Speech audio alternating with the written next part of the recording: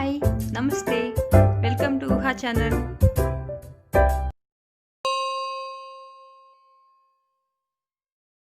Hello friends, నేను మీ జోస్నాని. ఈరోజు ఊహా ఛానల్లో ఏం చేస్తున్నానంటే సాంబార్ తయారు చేస్తున్నాను. తెలుగువారి స్పెషల్ వంటకం సాంబార్ చాలా బాగుంటుంది.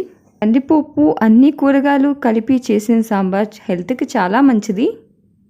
సాంబార్ తయారు చేయడానికి కావాల్సిన ఇంగ్రీడియంట్స్: తరిగిన ఉల్లిపాయలు, పచ్చిమిర్చి, క్యారెట్ ముక్కలు, ములక్కాయి, వంకాయి, దొండకాయి, కట్ చేసిన బంగాళదుంప ముక్కలు, సొరకాయి, బెండకాయి, దోసకాయి, టమాటో ముక్కలు కావాలి.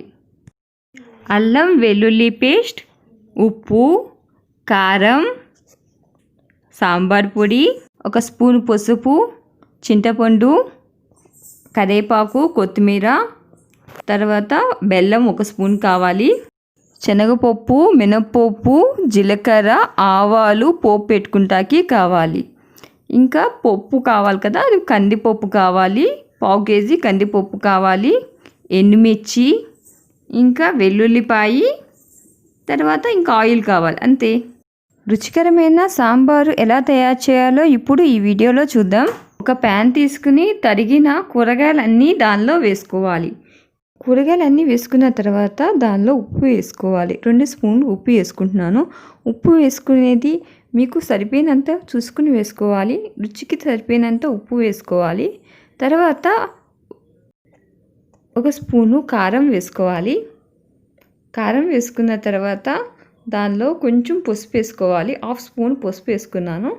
1/2 స్పూన్ పసుపు వేసుకున్న తర్వాత దానిలో బాగా కలుపుకోవాలి. స్టవ్ ఆన్ చేసి మొత్తం కూరగాయలన్నీ కలిసేలాగా ఉప్పు, కారము, పసుపు కలిసేలాగా అంతా బాగా కలుపుకోవాలి.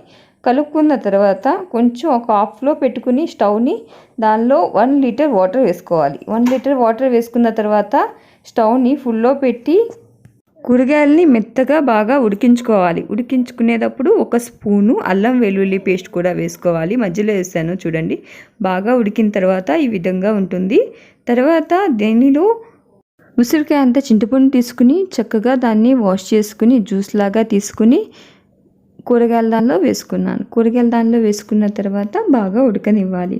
1/2 కేజీ కందిపప్పు తీసుకున్నాను. కందిపప్పు తీసుకున్న తర్వాత దానిలో వాటర్ పోసి ఈ విధంగా కలుపుకోవాలి. ఈ విధంగా కలుపుకుంటాం వల్ల దానిలో ఏమైనా డస్ట్ ఉంటే పోతుంది. కలిపిన తర్వాత దాన్ని వాష్ చేయాలి. ఇంకొకసారి వాటర్ పోసి వాష్ చేసుకోవాలి. వాష్ చేసుకున్న తర్వాత ఇంకోసారి వాటర్ పోసుకుని రెండోసారి కూడా వాష్ చేసుకోవాలి. వాష్ చేసుకున్న తర్వాత ఒక ప్యాన్ తీసుకుని దానిలో కందిపప్పుని వేసుకోవాలి. కందిపప్పు వేసుకున్న తర్వాత దానిలో వాటర్ పోసుకోవాలి. 1/2 కేజీ కందిపప్పుకి 1/2 లీటర్ వాటర్ పోసుకోవాలి. తర్వాత దానిలో కొంచెం ఆయిల్ వేసుకోవాలి. ఆయిల్ వేసుకున్న తర్వాత పసుపు వేసుకోవాలి. వాటరు కొంచెం పసుపు వేసుకుంటాం వల్ల తొందరగా ఉడుకుతుంది పప్పు. పప్పు ఉడికిపోయిన తర్వాత కూరగాయలని ఒక ప్యాన్లో వేసి ఉడకపెట్టాం కదా, ఉడకపెట్టిన ప్యాన్లో కొంచెంగా పప్పు వేసుకుని చూడండి. పప్పు వేసుకున్న తర్వాత కూరగాయలు పప్పు కలిసేలాగా బాగా కలుపుకోవాలి. ఈ విధంగా కలుపుకుంటే మంచి టేస్ట్ వస్తుంది చూడండి. తర్వాత ఏం చేయాలంటే 1 స్పూను బెల్లం వేసుకోవాలి. 1 స్పూన్ బెల్లం వేసుకుంటే సాంబార్కి మంచి టేస్ట్ వస్తుంది. బెల్లం వేసుకున్న తర్వాత 20 నిమిషాల పాటు బాగా ఉడకనివ్వాలి. ఉడికితే సాంబార్కి మంచి టేస్ట్ వస్తుంది. తర్వాత ఏం చేయాలంటే సాంబార్ పొడి ఉంటుంది కదా, 4 స్పూన్లు సాంబార్ పొడి వేసుకోవాలి. సాంబార్ పొడి 4 స్పూన్లు వేసుకున్న తర్వాత బాగా కుక్ చేసుకోవాలి. కుక్ చేసుకున్న తర్వాత ఏం చేయాలంటే కొంచెం కొత్తిమీర వేసుకోవాలి. కొత్తిమీర వేసుకున్న తర్వాత ఒక పక్కన పెట్టుకోవాలి. తర్వాత ఒక ప్యాన్ పెట్టుకుని దానిలో ఆయిల్ వేసుకుని తర్వాత ఎండుమిర్చి, శనగపప్పు వేసుకోవాలి. శనగపప్పు వేసుకున్న తర్వాత దానిలో మినప్పప్పు, ఆవాలు వేసుకోవాలి. అవి వేసుకున్న తర్వాత కొంచెం జీలకర్ర వేసుకోవాలి.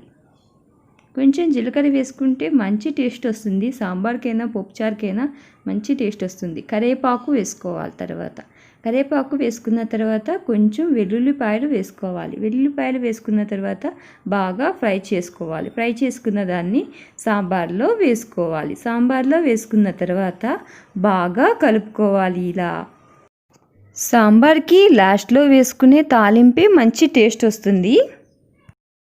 రుచికరమైన సాంబార్ రెడీ అయిపోయింది. చూడండి వీడియోలో.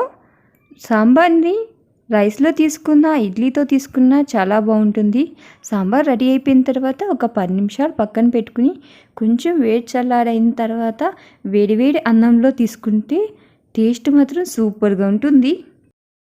ఒక్కసారి ఈ విధంగా సాంబార్ చేసుకుని తిన్నారంటే మళ్ళీ మళ్ళీ తినాలనిపించేలాగా ఉంటుంది. టేస్ట్ మాత్రం చాలా బాగుందని మీరే అంటారు. మీరు కూడా మీ ఇంట్లో ఒకసారి ట్రై చేసి టేస్ట్ ఎలా ఉందో కామెంట్ రూపంలో తెలపండి.